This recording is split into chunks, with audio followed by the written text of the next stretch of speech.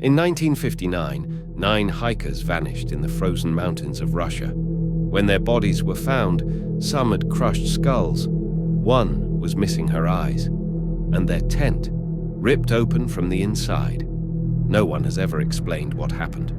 Welcome to the Dyatlov Pass Incident. It was the dead of winter, January 1959. The Soviet Union was gripped by ice and silence.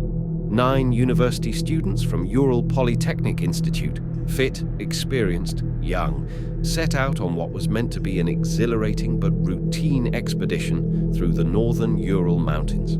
Their destination, a remote peak named Otorten. The leader, Igor Dyatlov, was meticulous. He kept logs. He checked weather reports. His crew, 8 men and women, all in their 20s, had tackled mountains before. But this trip would be different. It would be their last. The group traveled by train, bus, and finally on foot. Their final known camp was near a place feared by the local Mansi people, Kholat Syakhl. Its name? Mountain of the Dead. They pitched their tent on a barren, exposed slope. Not in the trees below where it was safer, but on the open slope as if something drove them off course. That night, temperatures dropped to minus 30 degrees Celsius. Winds howled like wolves, and then, nothing. When the hikers failed to send expected telegrams, no one panicked at first, but days turned to weeks. Families grew anxious. The Soviet government finally launched a rescue effort. Search teams found the group's tent on February 26th. It was half buried in snow, slashed open from the inside. Not a single person inside. Footprints, barefoot, led away into the darkness and into madness. The first 2 bodies were found near a cedar tree. They were barefoot, wearing only underwear. Their hands were bloodied, suggesting they had clawed at the bark, trying to climb. Nearby, remnants of a small fire. 3 more bodies were found in a line back toward the tent, as if they'd tried to return. But the last 4 bodies told a different story, found months later under deep snow. Their injuries were beyond explanation. One had a crushed skull, another massive chest trauma equal to a car crash, yet no external bruises. One woman, Lyudmila Dubinina, was missing her eyes, her tongue, her lips. Her hands were twisted in a frozen scream. Their clothes had strange burns. Some garments tested positive for radiation. One hiker's skin had turned an unnatural orange hue. Others had grey hair, prematurely aged. The trees above the corpses were scorched. The snow showed no signs of avalanche. The scene looked staged, almost surgical.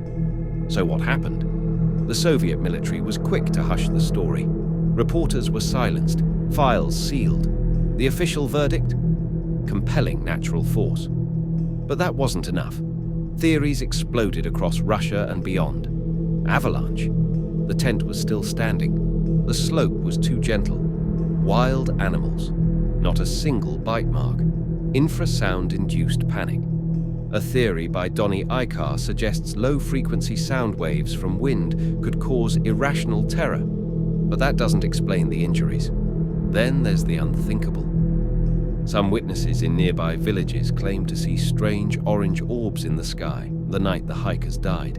Their diaries even mentioned strange lights following them. Could they have stumbled into a secret weapon test? Or encountered something not of this world? Soviet rocket tests? Or alien contact? Others whisper darker tales of spirits from the mountain or curses left behind by the ancient Mansi people. In 2019, Russian officials reopened the case, their final report, an avalanche. But they didn't address the missing eyes, or the radiation, or the fact that the tent was cut from within. The families of the dead rejected the findings. Survivors from the search team say they were ordered to lie. One confessed, "We knew this was no avalanche."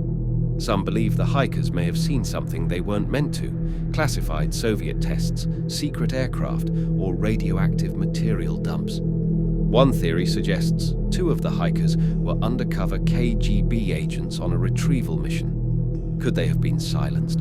Or did they die trying to flee a horror too vast to name? Locals refuse to camp near Dyatlov Pass even today. Hikers report feeling watched. Equipment fails. Compass needles spin in circles. The mountain keeps its silence.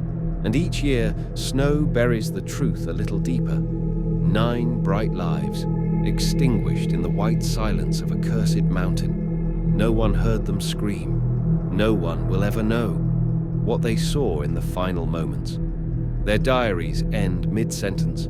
Their footprints vanish into the cold. The Dyatlov Pass incident remains one of the most chilling, unsolved cases in human history. What really happened may never be known.